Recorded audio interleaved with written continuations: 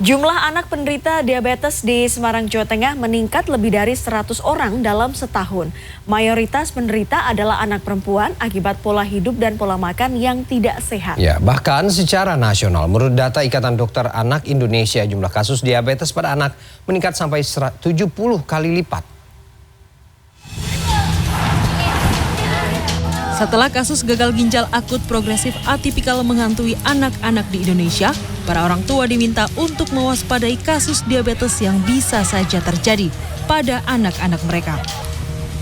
Jumlah anak penderita diabetes dalam rentang usia 0 hingga 18 tahun di Semarang pada tahun 2021 mencapai 267 orang. Angka itu naik sekitar 40% menjadi 377 anak pada tahun 2022. Jenis kelamin penderita diabetes didominasi anak perempuan yakni 60%. Pemicu naiknya diabetes pada anak adalah pola hidup dan pola makan yang tidak sehat. Misalnya malas bergerak dan berlebihan dalam mengonsumsi fast food. Dulu itu terjadi pada usia-usia misalnya 60 tahun. Tapi ke sini ini ternyata angka atau usianya justru semakin tambah mulai maju-maju ya. Karena apa? Ya pola hidup, pola makan yang tidak bisa dilakukan secara sehat.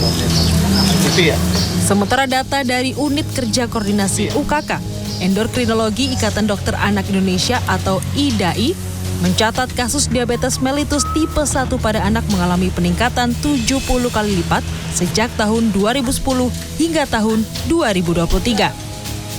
Anak-anak pengidap diabetes tipe 1 ini disebut tak dapat memproduksi insulin di dalam pankreasnya hingga bergantung pada injeksi insulin. Tadinya 0,028 per 100 ribu tahun 2010 ya, itu tahun 2023 itu menjadi 2 per 100 ribu. Ya, itu terjadi peningkatan sekitar 70 kali lipat.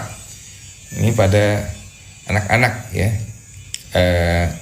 Dan biasanya datang dalam kondisi yang berat ya, dalam kondisi koma ya, ketoasidosis, karena memang anak-anak tipe 1 diabetes tipe 1 ini kan memang tidak bisa memproduksi insulin di dalam pankreasnya itu, sehingga dia memang tergantung pada injeksi insulin. Sejumlah orang tua mengaku belum mengetahui jika diabetes dapat mengincar anak-anak mereka.